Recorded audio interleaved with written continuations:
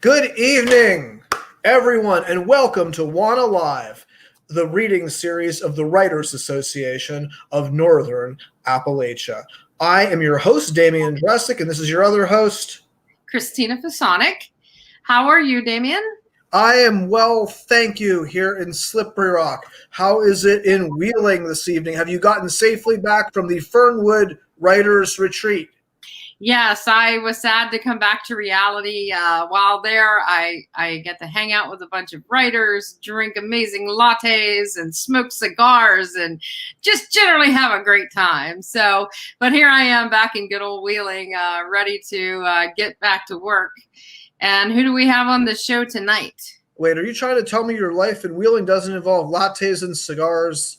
Well, it does, but not with like 30 other writers, though. I see. Yeah, okay. Now I understand. No. Yeah. Okay. So tonight we are very excited to produce a exemplary literary citizen of Pittsburgh. We have Karen Lillis, bookseller extraordinaire, and the author of 4 novellas. Most recently, Watch the Doors as They Close. Karen was raised in the Virginia Piedmont of the Blue Ridge Mountains. She spent her formative adult years in downtown New York and currently lives, as I said, in Pittsburgh, Pennsylvania. Let's get her on here. Hi. Welcome, Can you hear me? Karen. Yes, you sound great. Cool. Thank you guys so much for having me on. I love this format that you're doing. So thank you so much for doing it for the whole pandemic. That's awesome. We're glad to have you. Yes, we've been lucky. We've had a lot of wonderful writers like you come on and give us their time. So as much as we've been giving, we've certainly gotten a lot more back in return. So.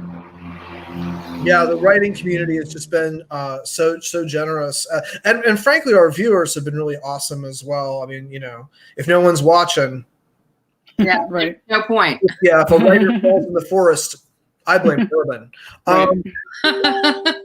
Right. So Karen, what are you going to be reading for us tonight?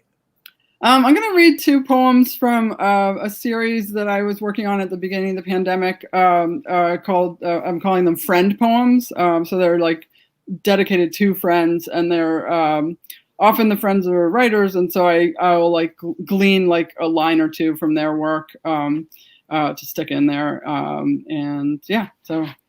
Very cool. Super cool. Can't wait to hear it. We're going to disappear. Okay. We'll be back. Okay. Thank you. This first one is called Poem for Julien Poirier. I was feeling stuck in my skin, so I decided to redecorate. If the place could have the air of a shipwrecked sailor's hotel, then at least I could recall that it's all so gloriously temporary. I started by purchasing a complete set of bed bugs down at the local bait and switch shop. The gap-toothed proprietor grinned as he spiked another gummy worm onto a hook and said, "Don't be afraid to throw it all back." Came home, took everything off the walls, moved a small TV set from the cellar corner to the dresser top, and found an episode of Ironside to keep me company. Went through my sock drawer and placed most of the contents in the bin for the chambermaid. Unraveled aspirations, threadbare regrets. Gave all the clothes I wouldn't parade down Vallejo Street to the Sisters of St. Vincent de Paul. Told the cats they'd have to haunt the alley from now on, and I'd meet them at the windowsill with tinned tuna and packets of neglected breadcrumbs and gravy. I kept looking around with unforgiving eyes. Under the bed boxes were found to be taking valuable space away from the cobwebs of the next decade. The curtains were hideous. That window dressing wasn't fit for a flophouse. Sacks of rotting laundry made way for the faithful luggage rack. There used to be a Gideon's Bible here somewhere, but I swapped it for a tarot deck. Now the cranky concierge has come in to rescue his handkerchief before he resettles himself at the front desk. Keep the despair to a whisper near the lobby after 10 p.m. You'll find him asleep in his easy chair. Tiptoe to the toilet in the mornings if you want to stay in good graces with the fortune teller down the hall. Forward all my robocalls to the jag-off in room 314. I'm busy burning sage for dream time. And then this next one is called Poem for Mike DeCapite. In the dream, I bumped into you in New Orleans. No surprise, we both gravitated to the dilapidated luncheonette that looked like it belonged on Market Street or Great Jones.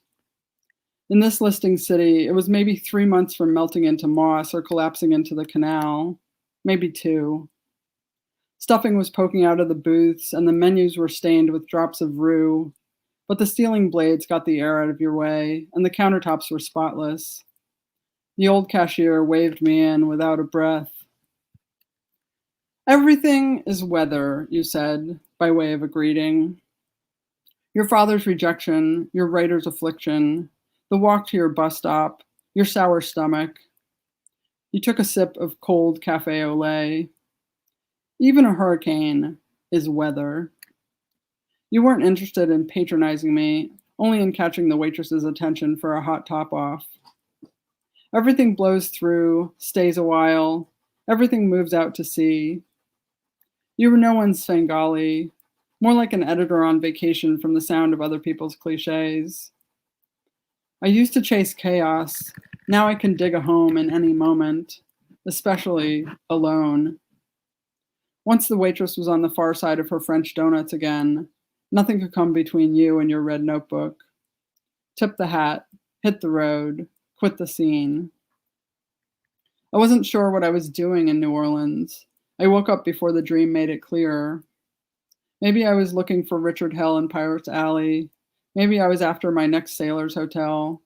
Maybe I was following the scent of molasses along the Mississippi. Maybe I was looking up my fan club of 3 in Faubourg Marigny. Maybe I was speeding to a familiar transfer point, a well-worn terminus. In days that have long rolled by, I'd lay down with an electric fan and spout the train stops on the Crescent Line like they were raindrops or rosary beads. Picayune, Slidell, City of New Orleans. Anything for a little locomotion. In those Virginia years, a sweltering boredom was the mother of all creation. Crawling out of my skin, running until the train ran out of track, writing until the pen ran out of black blood, riding until the night ran out of darkness and into someone else's open window. I was never clever enough to escape the humid spaces. You'd been living down the stairs in the Garden District, staying in a pink house with red walls among the blue bloods. I dreamt you had a rooming house madam named Rose. If I sleep enough, I have lots of dreams. Last night I dreamt I was in a Delaware bus station with a beggar asking for my hand, and the loudspeaker repeating, "Last train to Lisbon, last train to Lisbon." Rose's place was filled with bright statuary of her own making, fake flowers and Greek icons and thickly painted saints and goddesses. When she wasn't pruning her home, Rose was blooming herself. She ditched Ohio with an eerie iceberg stuck in her throat, only to become the banshee of Lake Pontchartrain. Cleveland was a fist in a front pocket, but New Orleans is an open mouth, an endless chorus. She shrieked at piano bars or crooned in punk quartets. Whoever would feed her, usually wings or fingers, and give her a stage 5 nights a week. She worked the phones and sweet-talked the tavern keepers and bawled the busboys and tipped out the cymbalists and wasn't afraid to spit gravel from Houston to St. Bernard Parish.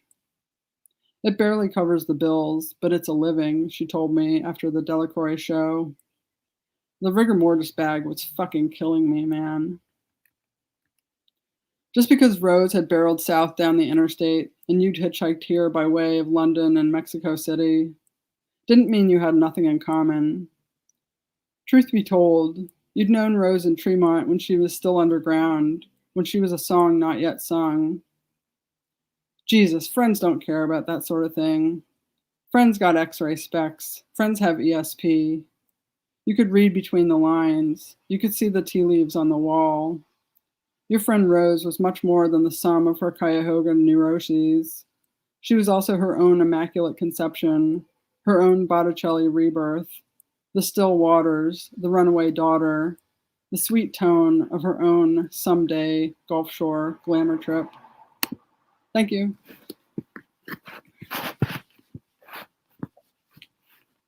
So that was absolutely incredible.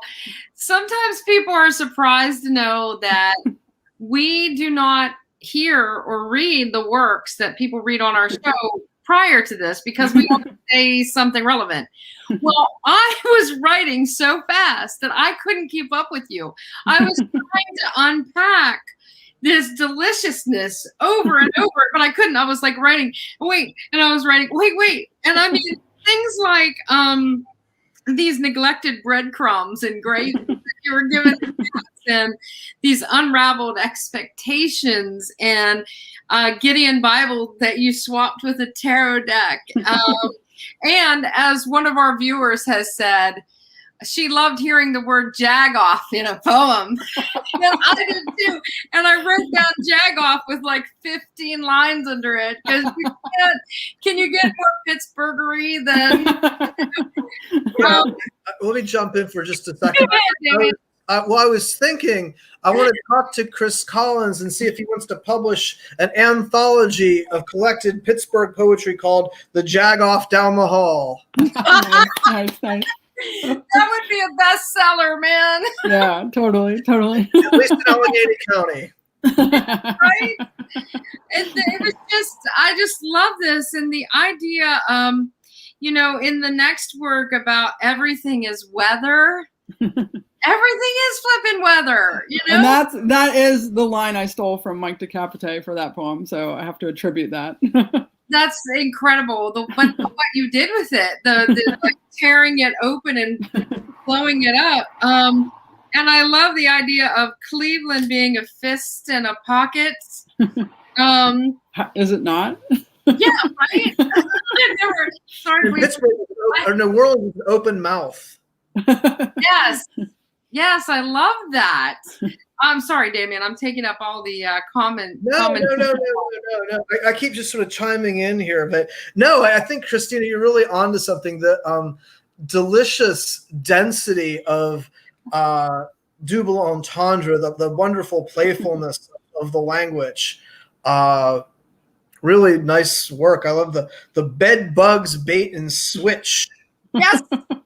You get a complete set of bed bugs. And I was thinking, oh, this is magical realism.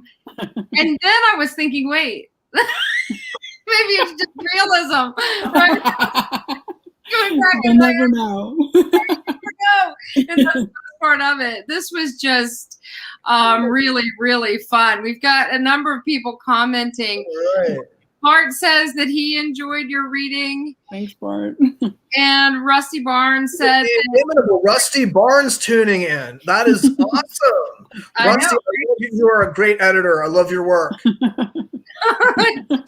outs right across the board, right? This was just so awesome.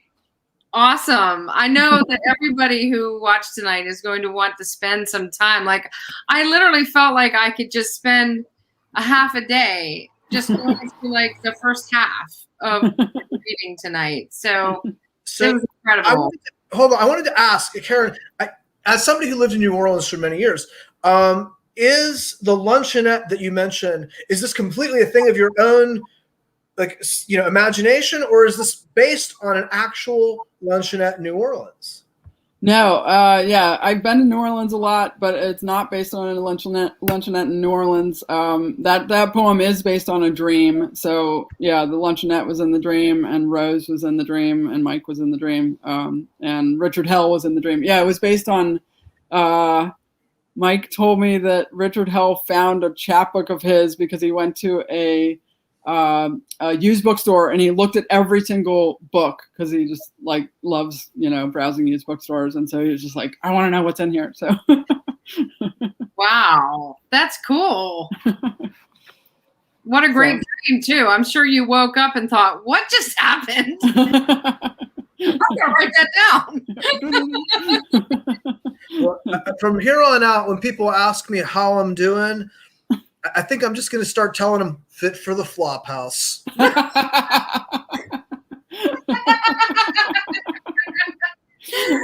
want to get you a T-shirt that says that.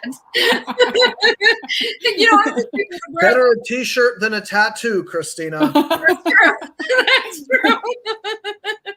Better than not fit for the Flophouse, I right? was just gonna say that. Yeah. I was just gonna say that it's better than unfit. Right? That was so. Thank you so much for being on the show. This was Karen. Could you, before we let you go, Yeah. I wanted to ask you have a copy of something you could hold up for us? What? Say again? Do you have a copy of any of the novellas you could hold up for us? Ah, shoot! I meant to do that, but no, I don't think I do. Okay. So I'm going to move on to our second question. You are well known around Pittsburgh for not only your contributions to the literary scene, but also you are a bookseller extraordinaire. True. Tell us about your latest book selling venture.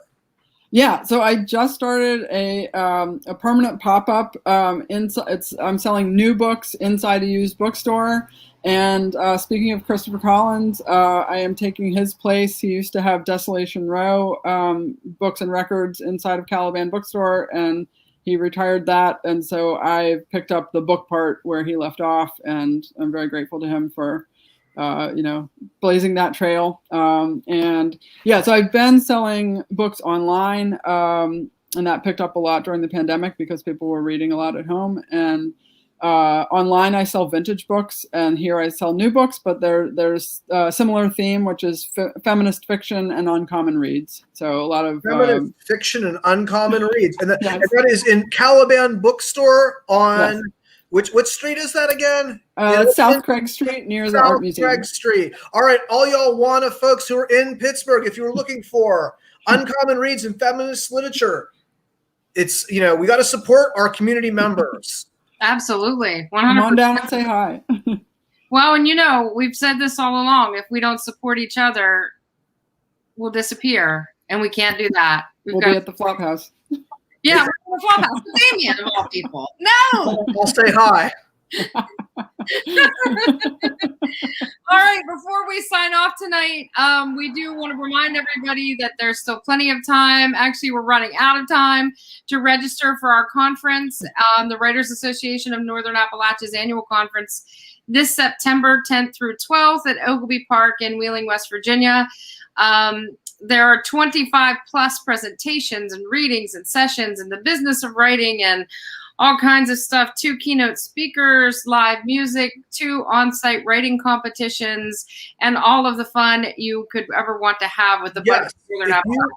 If you want to read in public, WANA Live is sponsoring / hosting an open mic on Friday night. We've got great judges. We've got Michael Dittman, the editor of Appalachian Lit, our poetry editor, is going to be judging poetry. Laura Jackson Roberts, our nonfiction editor, is going to be judging nonfiction.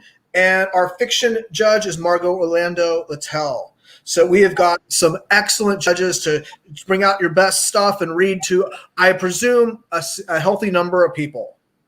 Yes, a healthy number of healthy people. So we'll see everybody there. Thank you. All right. Thank you. Thanks, everybody, for tuning in. Bye, everyone. Bye.